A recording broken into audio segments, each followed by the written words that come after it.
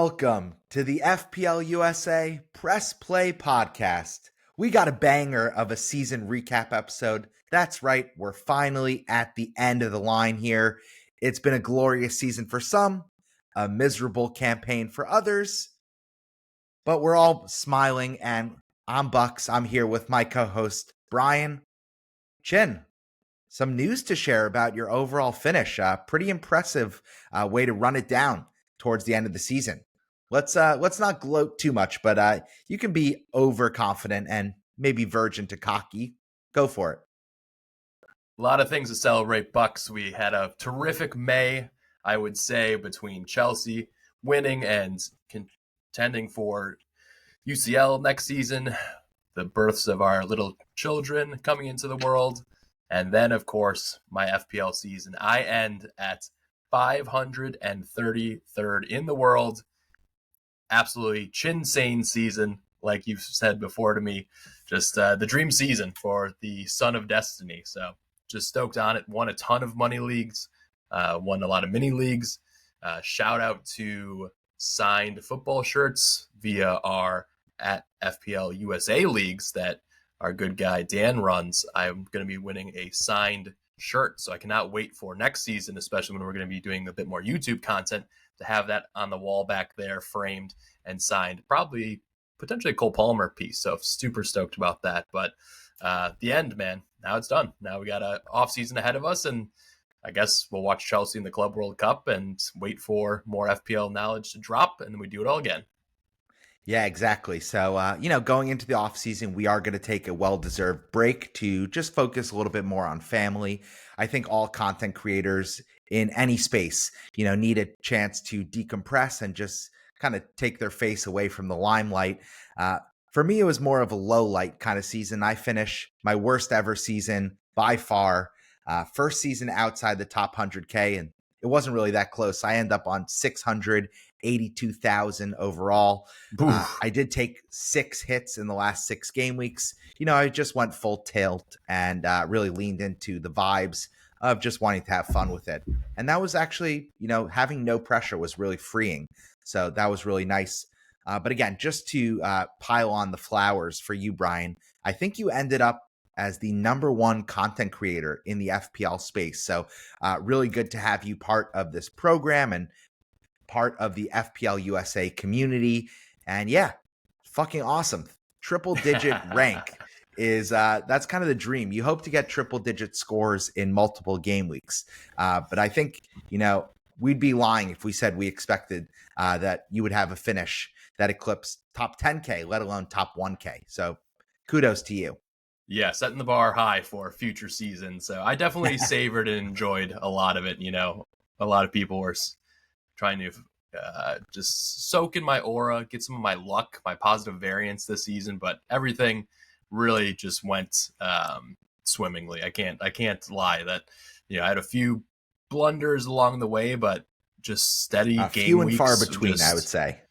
Yeah, few and far between, but just steady gains every week, just in the margins. And I really enjoyed some of the mechanics of this year, especially rolling transfers. And since I had a really good start to the season, kind of through the first 12 game weeks, 13 game weeks, I was able then to start rolling transfers and just put myself in a better position to navigate some of the muddy and tricky waters ahead when it came to chip season and all the rest. So, yeah, man, super stoked. And, I might play this game for the next 50 years until I leave this earth, and I might never eclipse this OR. So definitely enjoyed it. And there's things like FPL Game Week where I got added to a content creators league, and it kind of shows you a lot of the folks around X and YouTube and podcasting that have their top ranks, and super fortunate to be at the top of that and gain a lot of followers just kind of through the osmosis of having a great season. So have some tips that we'll go through a little bit later, or at least a kind of self-diary for me to revisit next season when I'm trying to eclipse that 533 rank. But just a few things I think that I'm really looking forward to hopefully using as my manifesto for next season. And then I'm also curious to see, from your perspective, I would say both of these seasons were huge outliers for both of us, right? Like you've always been in the top 100K your first 4 or 5 seasons. And then this is like kind of that outlier in the wrong direction. Whereas, I had a stinker last season, absolutely garbage. Not quite as bad as yours this year, but Rub it just in. terrible. But to then turn it around and have my best ever season. So, there's a lot that goes into it. Yeah, and I should say, listen, I didn't have a great season. To take it as seriously as we do, and to have a rank as high as I did, it's a little bit of egg on my face. But as I always say, and the reason I play FPL is to deepen my love and passion for the actual game on the pitch in the Premier League. And I know maybe it's beating a dead horse here, but I will always take success of my team, Chelsea, over my personal success in FPL. I kept Cole Palmer just to have kind of some investment in Chelsea down that stretch run, which was so difficult. And hell, they did it. They did me so proud in game week 38. They're the youngest ever team in the Premier League, and they end up comfortably in the Champions League position. They don't need that extra spot. They land in 4th place. So really credit to Enzo Maresca and to the work that the players did down that stretch run, because it was looking awfully dire between kind of Christmas and beginning of March. And listen, they pulled it out. They pulled out a miracle, and I'm really thrilled about what's to come in the summer for them. But before we really talk deep and big picture about kind of the highlights of game week 38, the highlights and the need to knows going into the offseason, I do want to just quickly mention Black Wolf. He's our third co-host. He does all the work behind the scenes for the hashtag FPL USA community. He runs an awesome US only league, which you can be found at FPL USA Leagues on all social. If you want to get involved, just DM him. He ends up 214,000 overall. Difficult season, having to miss podcasts, having to miss games, do some health complications. And he has a big procedure coming up end of this month. So again, we're just really thinking of Dan. We love you, and we can't wait to have you back on the podcast really soon in good health.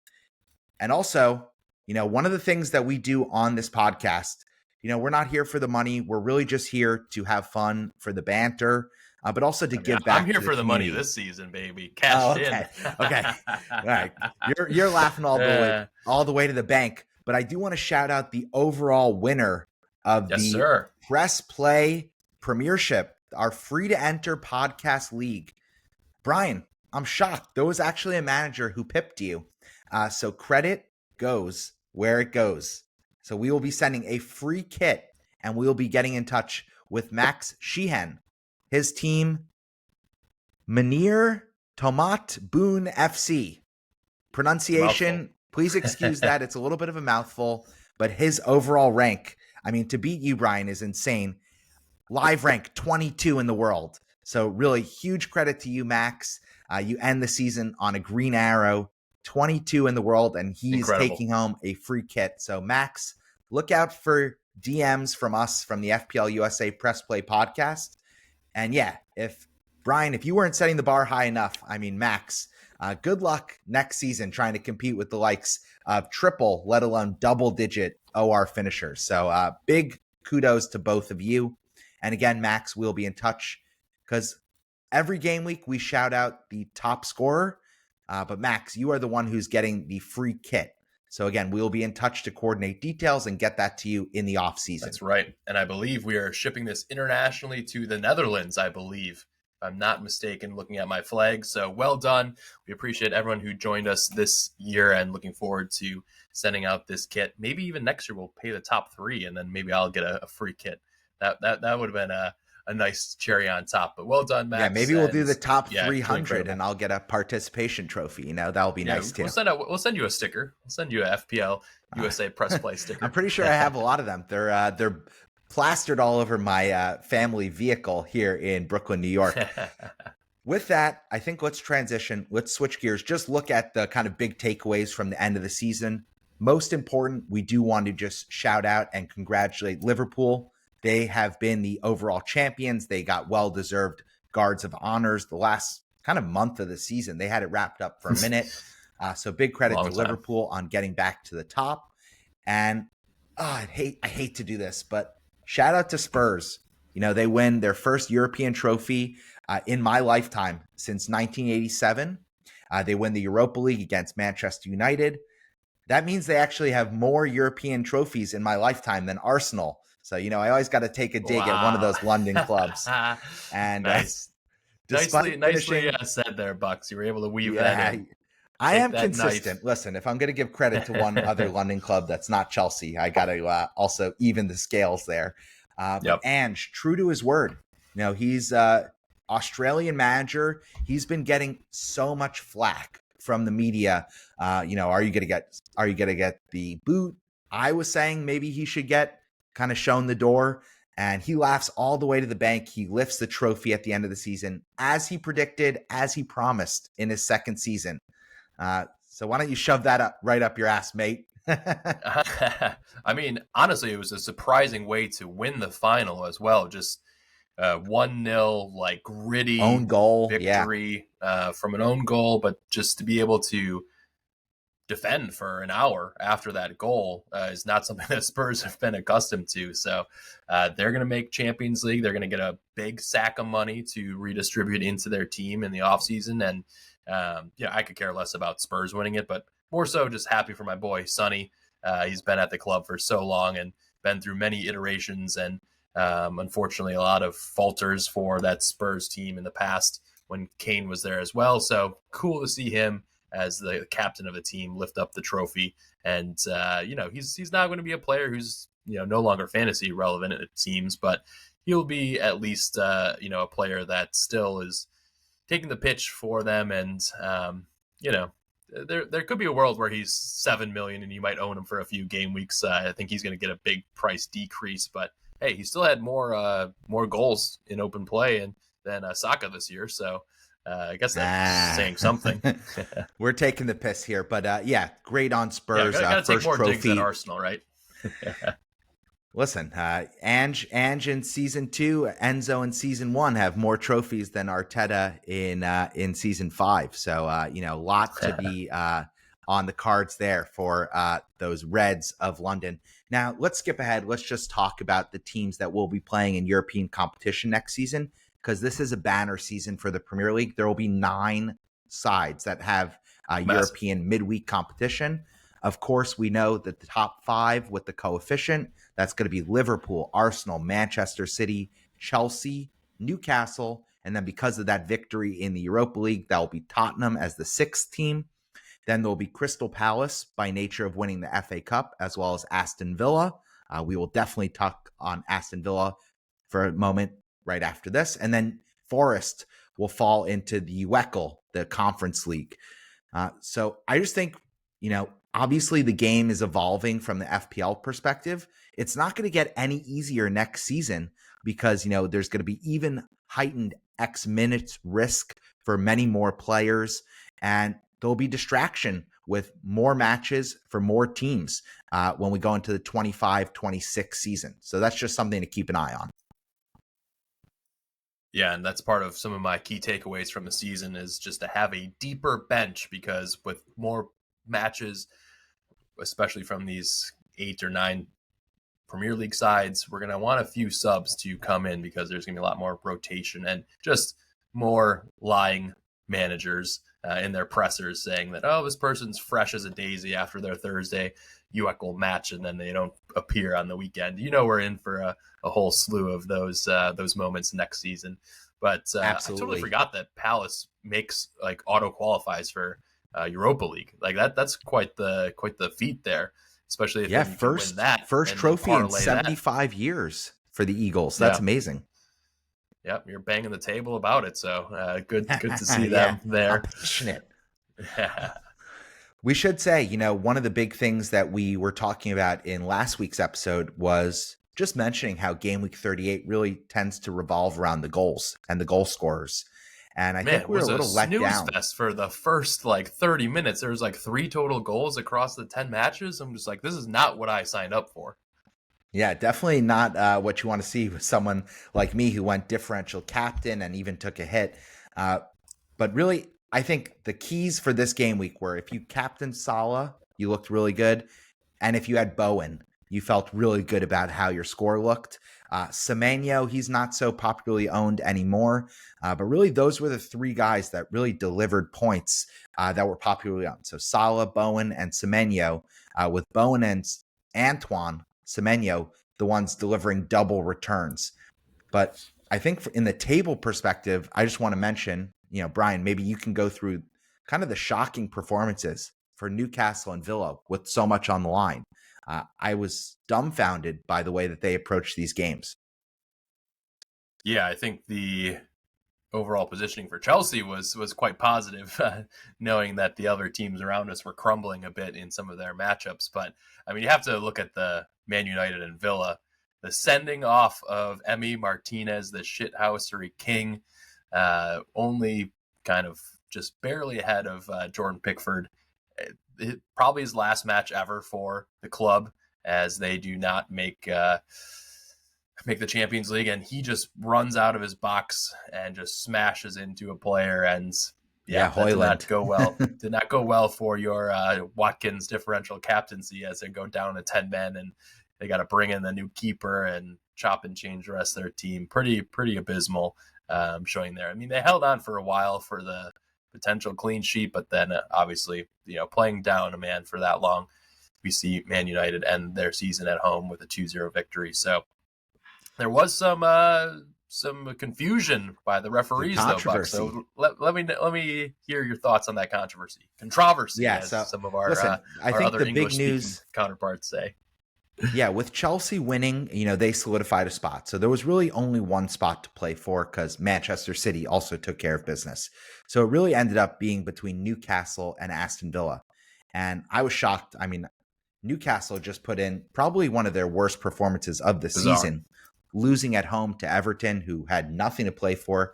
They celebrated the closure of Goodison Park last week like they had won the title. And then to show up and kind of, in a meaningless game for them, kind of pip a team that really needed the points. That was shocking. But then they did get to celebrate because they had a 12th man on the field at Old Trafford, because that ref, the fact that he blew the whistle when Rodgers, it looked like it was, I thought it was reasonable that that play would go on there and VAR would be the one to make the decision. Rodgers takes the ball from Bayendir, who's the backup for Manchester United, and puts the ball right into the back of the net. But the ref's whistle was blown about a half second before he actually kicks the ball to get it into the back of the net.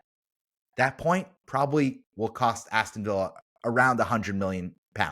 So that's not an insignificant decision whatsoever.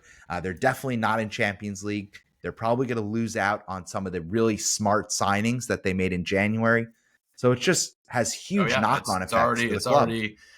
It's already in the press that Rashford will not be going back to Villa, so he's going to be on the open market. Those ramifications across signings and loans, like a Senio and some of those other players, they're all up in the air. So really tough timing for Unai Emery's team. And I thought they were very much close to deserving a spot this year based on their performances. It's always that blend of, they went relatively deep in multiple competitions and how that really affects your overall standing in the league. And they were grinding out some really positive wins towards the end of the season. I know I really got quite fortunate. Everyone had Nottingham Forest defense for the last 10 weeks on post wildcard, and I went with double villain defense out of nowhere, really just because they had a chance at double twice, and I had Emmy and Kansa multiple times, bringing me in 12 to 25 points in a few matches for those two players. So, yeah, they miss out. But Unai Emery is the king of Europa League, so maybe he can win it for what, the third time in his career, fourth time in his career. Yeah, third time could be a charm for Unai, but I just think their ambition that they showed in the January transfer window, and the way that they ended the stretch run going into game week 38, I think you have to feel hard done as a Villa supporter that they don't end up in that fifth spot. All because kind of a ref who, wasn't one of the big names, kind of blows the whistle a second too early. So, sorry, not sorry. Should have just won the game against a team that was unmotivated and, playing Christian Eriksen in the midfield. I mean, Can't make enough excuses for you guys. Just go out and handle business like the Chelsea Blues and Hey, Manchester City Citizens did. don't hate on the Danish zombie. I mean, come on now. We Oh like my Christian God. Eriksen. I Good do like story. him Good as story to a see him. lad, but he's finished. Yeah. So he's No, he's Danish, but he's he's finished. Danish. Ha ha ha! Wow, the dad jokes. Love it, love it.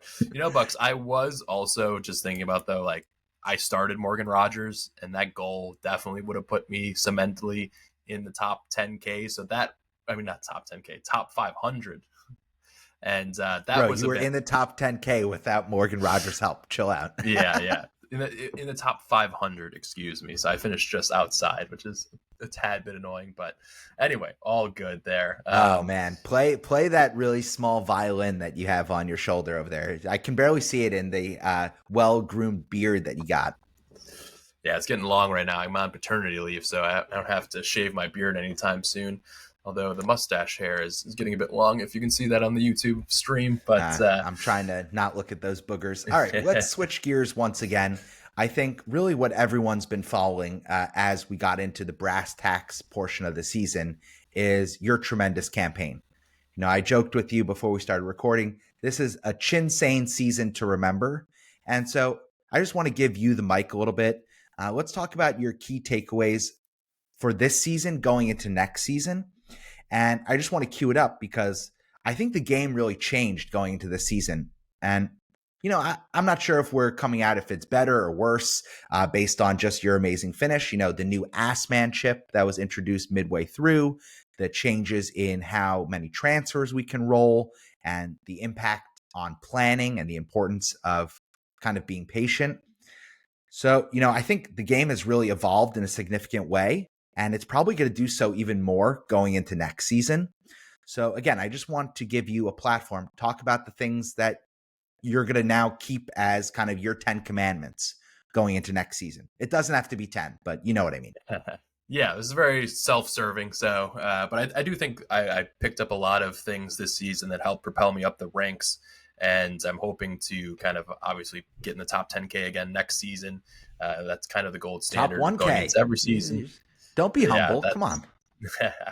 Top 10K next season would be phenomenal. But yeah, so I think for me especially, looking at the amount of matches that these players are playing, having a deeper bench and really finding a few of your golden 4.5 defenders, or having an extra 5 million to 5.5 pound midfielder to slot in is super helpful, and especially to really help you hold and roll a transfer instead of having to do a shock move immediately and rip out a player who just picked up an ankle knock and they're going to miss 2 matches, right? So that really came in handy for me. Mikolenko is one of my unsung heroes of the season. I got him on my wild card 1 in game week 6 at like 4.2 million. And he came off the bench multiple times for me. I got his first assist in 100 games. I got a 7-point auto sub. I think I got another got some 8-pointers if I remember. Yeah. And that was huge. Obviously, sometimes we just don't hear any news from the pressers. So having a couple guys that I could play on my bench really allowed me to roll transfers. And I know you didn't do this, Bucks, but in 2 separate occasions, I rolled up to 4 transfers, and I even rolled up to 5 free transfers, right? And that really helped me get ahead of the curve. Obviously, I got lucky in my picks, but I moved early on a few players like Cunha, like Wood. I moved early for taking Holland out. I moved him to Cunha. I got all those points early on, kind of game week 8, game week 9. And that really helped kind of put myself in a good position for the season. So I think that's something I'm really hopeful to do, is have a deeper bench to start in game week 1, TBD on bench boost or not, but kind of roll to at least 3 transfers in those first couple weeks, and really kind of set myself up for pivoting with the template, or maybe even just being a little passive at the start with a kind of more template team, but then making those adjustments. Yeah, and I just want to add to that. I think one of the big takeaways and goofs of this season was not to fall in love with new players and new names to the Premier League. I know Christopher Nkunku was one of the biggest traps of this season. He was a hugely popular template pick. Another one, Rico Lewis, was in my FPL team for way too damn long, and the guy was such a wanker. Yeah, he was a On paper, he looked constant great. orange flag. Yep. Yep. And I just want to say that, I think with the new rolling transfer rules that the FPL game allows, again, I always knew I know myself in a very big way. I was never going to get to 5 free transfers. But on the flip side, I mean, I think like 14 hits. And so it just really brings the Yeah. importance of rolling transfers. That's worth more. And then on conversely, taking hits is not just -4. It's really probably closer to like a -6 or -7 when you think about it. Because unless your player really hauls, you're not banking any more transfers, and the rest of the community could be banking those transfers. So I think those Yeah, are I think two that's really good the lessons. main thing. Just less people in the engaged FPL community are taking hits. So you're really, if you have a deeper bench and can really just maybe sub in a Morgan Rogers for a couple weeks and he delivers Exactly. a 6 pointer, maybe gets a goal. Those are huge moments throughout the season. Um, so yeah, I definitely agree with you there. So something for us to keep in mind. And then I think for me too, like I prioritized X minutes players and nailed players. And so those are guys that I also stuck with for a long time. So I brought in Chris Wood early, but then I stuck with him for a long time. And he was one of my players of the season. I was looking at FPL optimized. I had about 78 points more from Chris Wood than the average, or not average, but like above average engaged manager this season. So that's absolutely massive. I had a huge edge there, but just like 90-minute man on penalties in good form, like just hold him and he's cheap.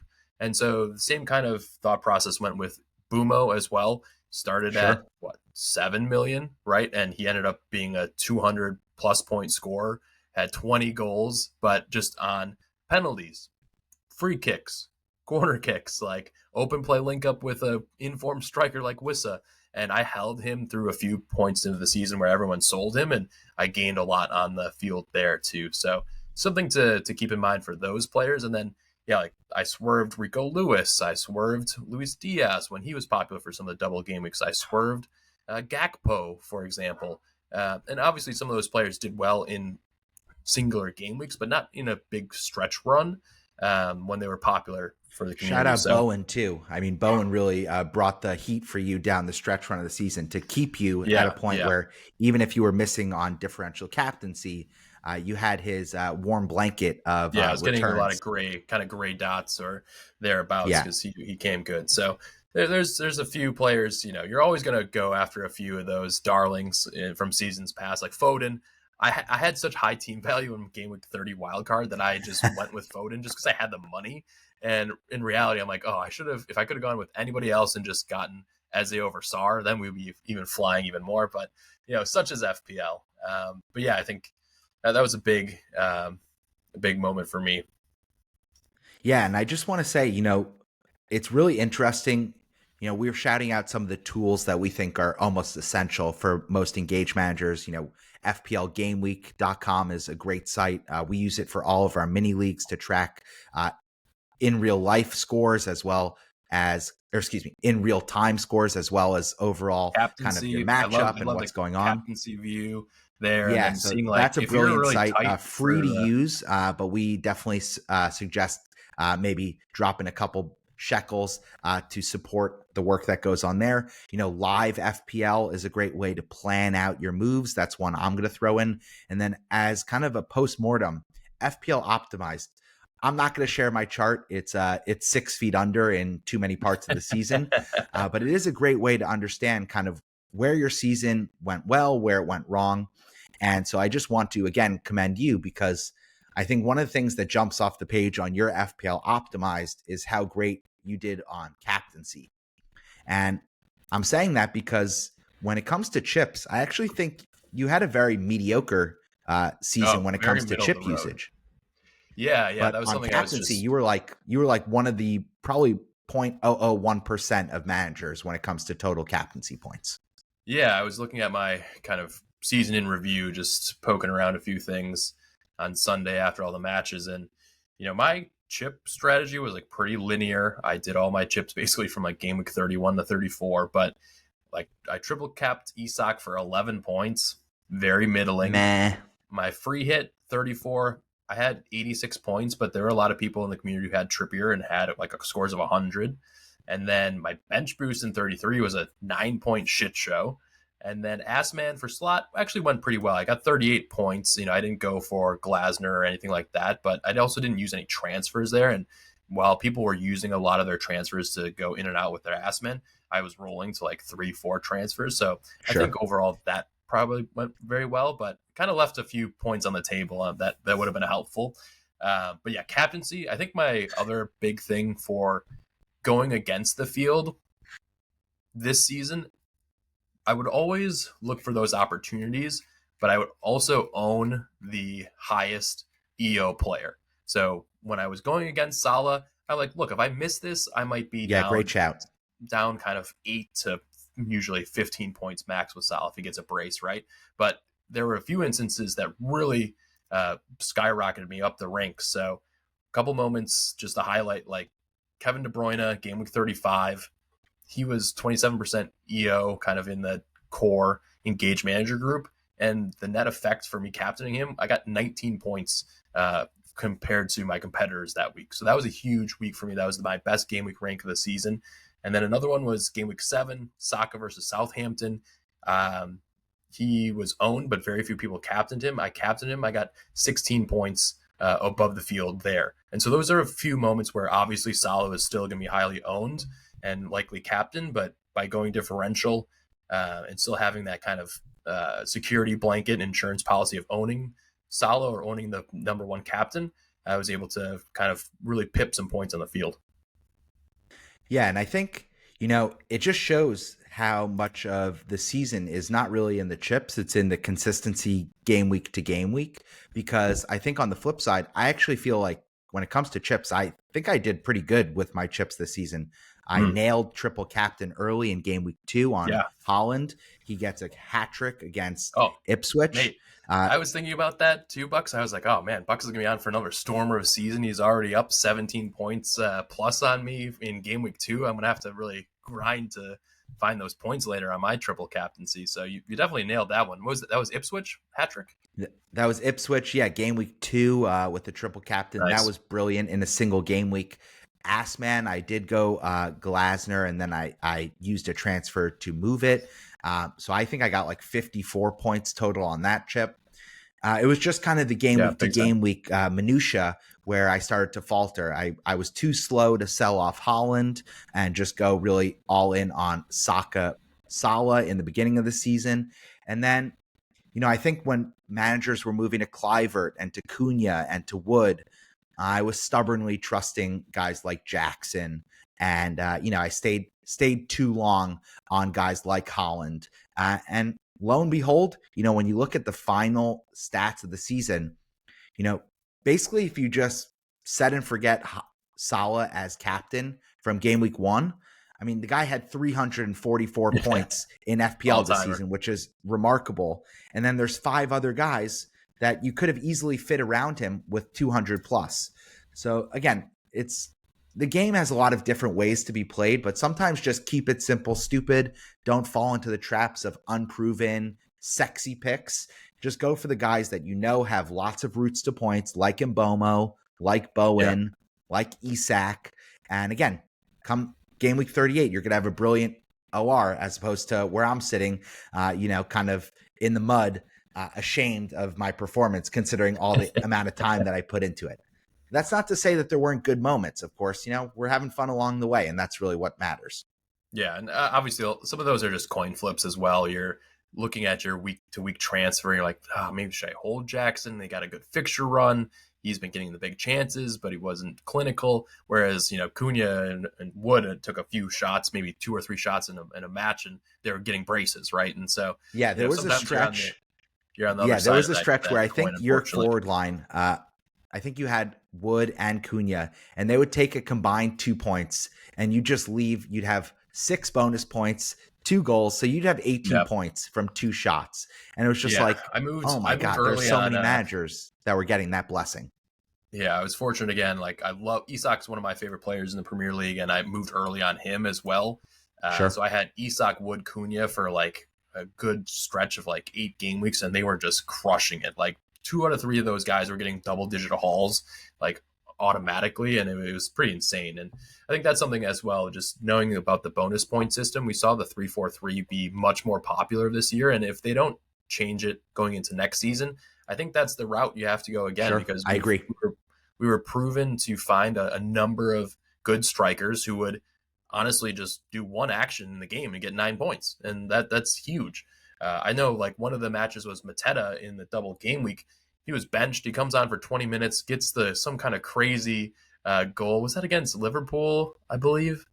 Yeah, I think Yeah, it was against against Liverpool, where he shoots it turns around and just lofts it over Allison's head from like 30 yards. But like, he played 20 minutes and he got an 8 or 9 pointer off the bench. And so great I think shout. the 3-4-3 is here to stay. The defenders, we can talk about this, more when we preview each of the positional FPL templates going into next season. But because the bonus points kind of definitely move towards the forwards and away from defenders, you had to have defenders with some attacking threat, because the Golden Glove went split between Sells and Raya, and they each got 13. So Yeah, nothing abysmal. crazy. Yeah. And so the highest scoring defender was Gvardiol this season, barely eclipsed 150, right? A lot of times we see players closer to 180.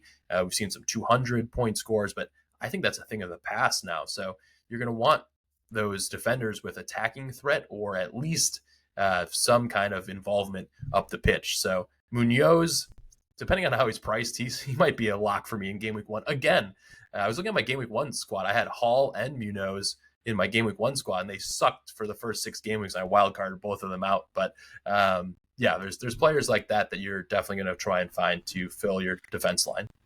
Yeah, and that's, a combination of the bonus points rules, but also the new extra time allotment that's been going on. So because the games are Late longer, goals. Yeah. yeah, especially toward, there were a lot of 96, 97, 98-minute clean sheet wipeouts this season.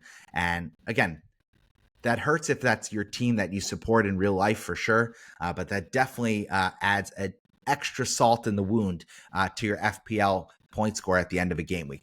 I think with that, unless there's anything else you want to add, I just want to, Yeah. Just shout out. add a few more things here before we get out here. Go for it. Just looking ahead to next season, some of the young players that broke through, off the top of your head, is there anybody that you're super excited for continued growth, or that you think could be a big FPL option if they get a move, or any players like that that kind of pass the eye test? I mean, you and I are huge eye test managers. I think that was also, like, for me, like a big win to get ranked in the top 600 without using FPL review. Like, Sure, I love a it. lot of people are just obsessed with that. I definitely asked my boy Connor, aka at FPL_Hunt, a few times, like, what does review say about this by my 2 routes, just out of curiosity. But yeah, to land in the top 600 without that algorithm stuff was felt like a personal win for the eye test. But yeah, curious, has anybody kind of caught your eye going into next season that you think is definitely in contention for your game week 1 squad? I think it's too early and there's too much uncertainty to say it right now. I mean, there are players that I think offer tremendous value in that, like, Morgan Rogers framework, right? Yep. Like, Oscar Bob was a player who was reportedly going to get lots of minutes for Manchester City. And he just, has a freak injury where his leg gets broken in training. But I think a player like him, with a full offseason, with coming into a more unsettled Manchester City team, I mean, that name just jumps off for me. Yep.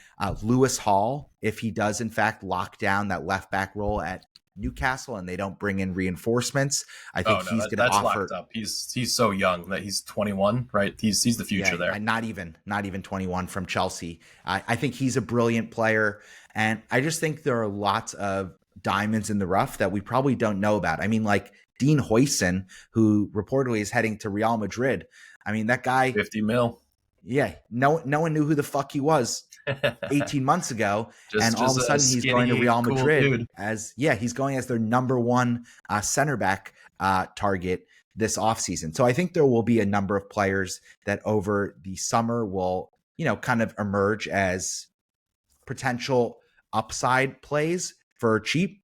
And I think a lot of that might be helped by one, having a full offseason for certain players, but also like Chelsea, Manchester City, Bournemouth, West Ham. A lot of these teams now will have a full offseason and will be playing in the States.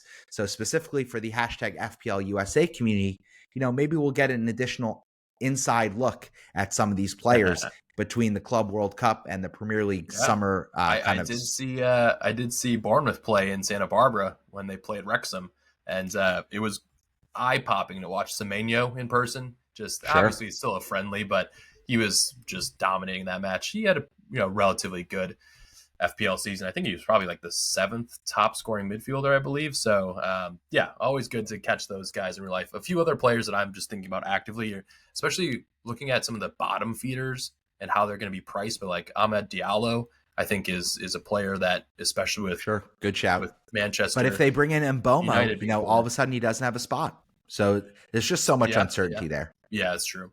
Cunha gets a move. He could be very popular. Liam Delap, I think, is a player who's on the rise, young lad that could be slotted into a few different teams.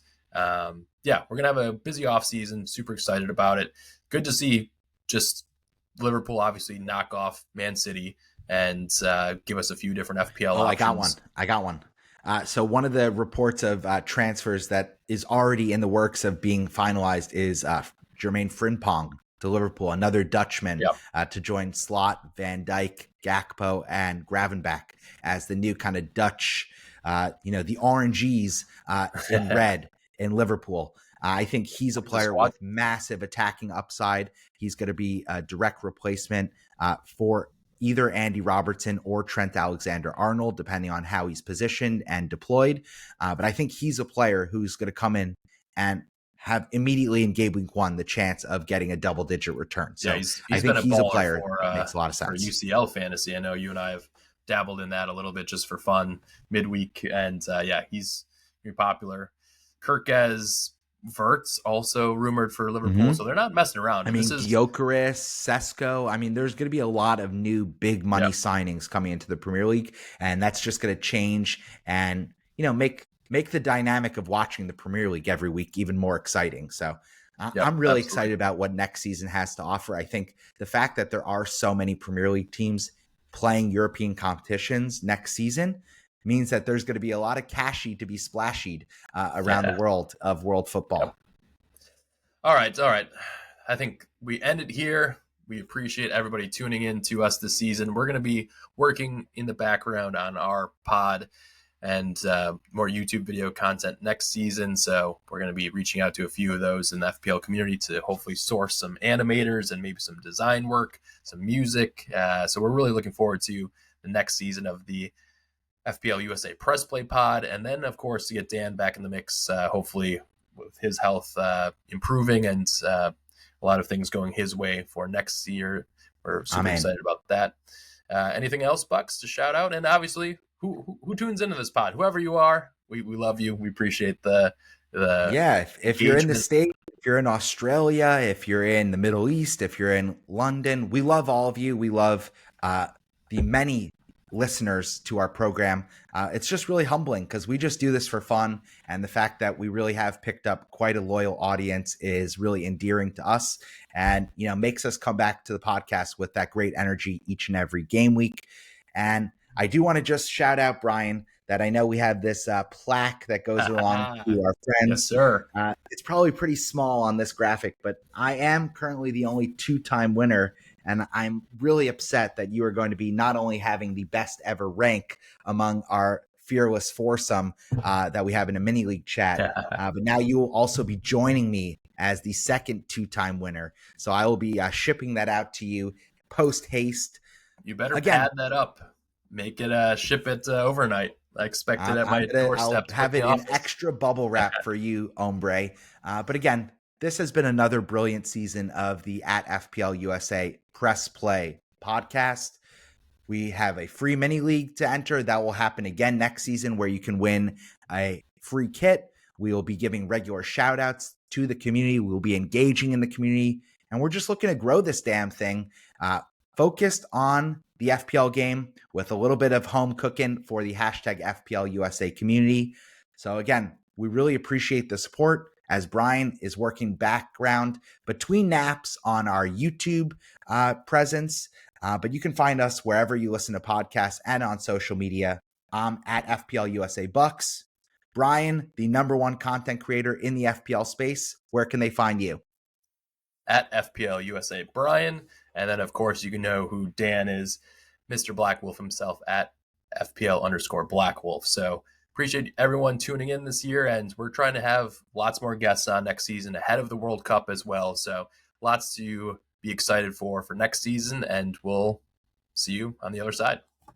Yeah, let's have a summer filled with green arrows and good vibes.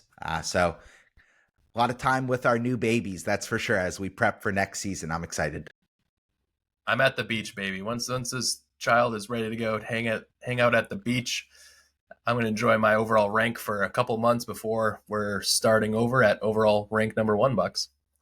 Yeah, we're both tied going into next season. I think it's going to be my season this coming one. I believe. All right, I'll take you on. Let's go. Have a good one. Thanks, everyone. Talk soon.